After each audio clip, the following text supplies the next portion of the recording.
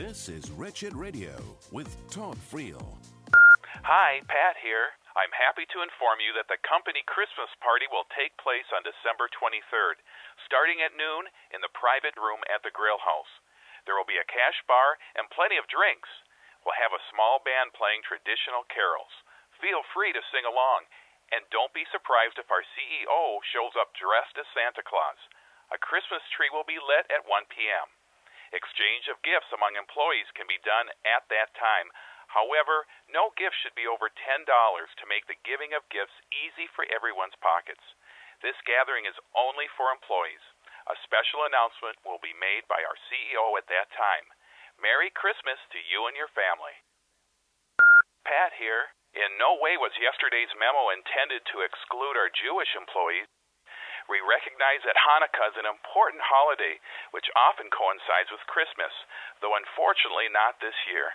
However, from now on we're calling it our holiday party. The same policy applies to any other employees who are not Christians or those still celebrating Reconciliation Day. There will be no Christmas tree present, no Christmas carol sung. We will have other types of music for your enjoyment. Happy now? Happy holidays to you and your family. Hi, this is Pat again. Regarding the note I received from a member of Alcoholics Anonymous requesting a non-drinking table, you didn't sign your name.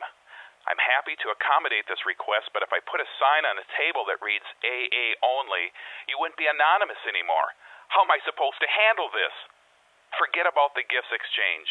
No gifts exchange are allowed since the union members feel that $10 is too much money and executives believe $10 is a little chintzy. No gifts exchange will be allowed. Hi, this is Pat. What a diverse group we are. I had no idea that December 20th begins the Muslim holy month of Ramadan, which forbids eating and drinking during daylight hours. There goes the party.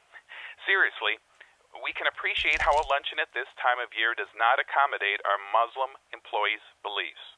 Perhaps the grill house can hold off on serving your meal until the end of the party, or else package everything for you to take home in a little foil doggy bag. Will that work? Meanwhile, I've arranged for members of Weight Watchers to sit farthest from the dessert buffet, and pregnant women will get the table closest to the restrooms. Gays are allowed to sit with each other. Lesbians do not have to sit with gay men. Each will have their own table. To the person asking permission to cross-dress, no cross-dressing allowed, though. We will have booster seats for short people. Low-fat food will be available for those on a diet. We cannot control the salt used in the food. We suggest for those people with high blood pressure to taste first. There will be fresh fruits as dessert for diabetics. The restaurant cannot supply no sugar desserts. Sorry, did I miss anything? Hi, Pat here. Vegetarian. You know, I've had it with you people. We're going to keep this party at the grill house whether you like it or not, so you can sit quietly at the table, furthest from the grill of death, as you so quaintly put it, and you'll get your stupid salad bar, including the organic tomatoes. But you know, tomatoes have feelings too. Yes, they do. They scream when you slice them. I've heard them scream. I'm hearing them scream right now. I hope you all have a rotten holiday. Drive drunk and die. Y'all hear me? Hi, it's Joan Bishop, Acting Human Resources Director. I'm sure I speak for all of us in wishing Pat a speedy recovery, and I'll continue to forward your cards to him. In the meantime, management has decided to cancel our holiday party and give everyone the afternoon of the 23rd off with full pay. Happy holidays. Yeah, happy winter solstice festival like an old friend. This is Wretched Radio. Hey, as long as it's that time of year, you might be thinking about giving some cash to a ministry. Could I bring to your attention preborn.org? They have a $250,000 matching gift. So whatever you give to preborn.org through this ho-ho-ho season, it will be matched. That's a good deal, if nothing else. Besides, it's a very good ministry. Pro-life, women are getting saved, babies are getting saved. preborn.org. You can do your giving there. Know that it is a matching gift. So where do we lead the person who has been traumatized and experienced something bad? Do we just try to get them fixed up? Nope. We try to get them more firmly positioned in their correct position, which is in Christ. That's the goal. And with that, their emotions then become righted and move forward. But that doesn't mean those emotions necessarily have to be left behind, whether you're a pre-trib dispensationalist or not. What do we do with them? If we do not believe in sovereignty, and if you happen to be one of those people who thinks, well, no, God doesn't, bad things, God's not involved in those things. He'll take lemons and make lemonade out of it, but he's not involved in those. He's crying about that too. Hold on then. What was the point? Huh? What was the point of that? If there is nothing to it, if everything is random and God is responding like he's 911, then what's the point to that traumatic event? I understand the doctrine of sovereignty. It is hard when you're suffering. I get that. But that's what the Bible teaches. And the good news is, because God is for us, at a certain stage in biblical counseling, the person who's been traumatized can know, guess what? You can do something with that. You were abused as a child? You can do something with that. There are other children, unfortunately, who have been abused, and now that you've worked through it and you understand the emotions and the feelings and what it takes to get healed, to find yourself loving God, looking more like Jesus Christ, do you suppose there's anybody you could help with that? You've got some skills. You've got some experiences, and you can help people. That's what the Hall of Faith people did. They didn't look at their story. They looked at the big redemptive story and realized, I can play a part in this. That's where we want to ultimately lead people, so that it was not for naught, that there is something to it. Now, are there people who are hurting who could use that help? Consider just one article. This is going on all over the place. Around 2012, something started going wrong in the lives of teens.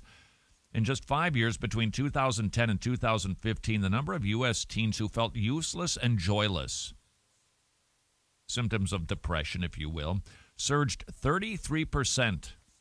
Teen suicide attempts increased 23%. What in the world? Even more troubling, the number of 13 to 18-year-olds who committed suicide jumped 31%. Something is going on out there. Now, here's one take from clinical psychological science. Analysis found the generations of teens born after 1995 more likely to experience mental health issues than their millennial predecessors. And so for those people who look at millennials and go, wow, they seem more sensitive, the group following, more so. Now, this particular perspective from the conversation, it's Gene Twenge who wrote this. Why?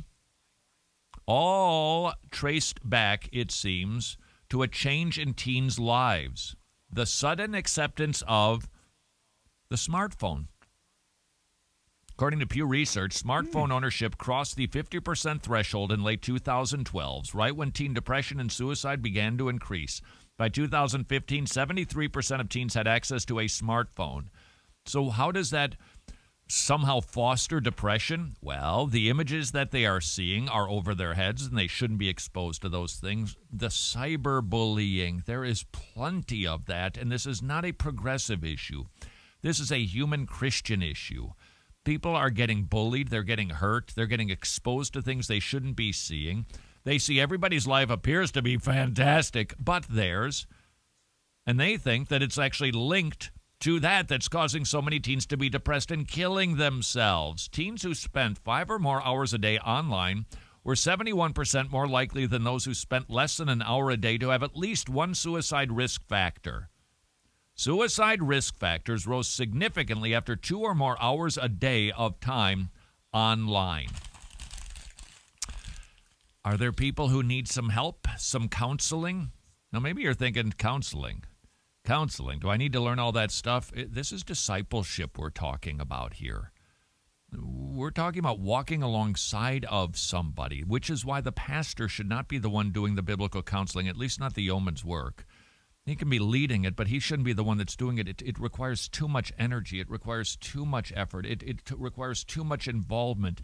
The whole church needs to be behind it. And I'm telling you, the harvest field is white for people who are hurting, including the kids in your own church, including the kids at the high schools, the local university, in your neighborhood. My encouragement to you, if you've been hearing anything about this biblical counseling that has caused you to go, wow, this stuff is actually good and helpful. You have no idea how deep and profound and helpful it is. Association of Certified Biblical Counselors, they will get you started down the road so that your church can have a biblical counseling center so you can take traumatized people, depressed people, suicidal people, and not just fix their emotions, but help them to find joy in Christ. Sounds worthy to me. Until tomorrow, go serve your King. Shout out to our gospel partners. It is your ongoing monthly support that allows us to do Wretched Radio every single day and provide the broadcast, the entire program, for free to anybody on iTunes, Android, or at our website. Thank you for being a gospel partner. If you enjoy or benefit from Wretched Radio, would you please consider joining those partners so that we can continue to preach the gospel? Simply visit wretched.org.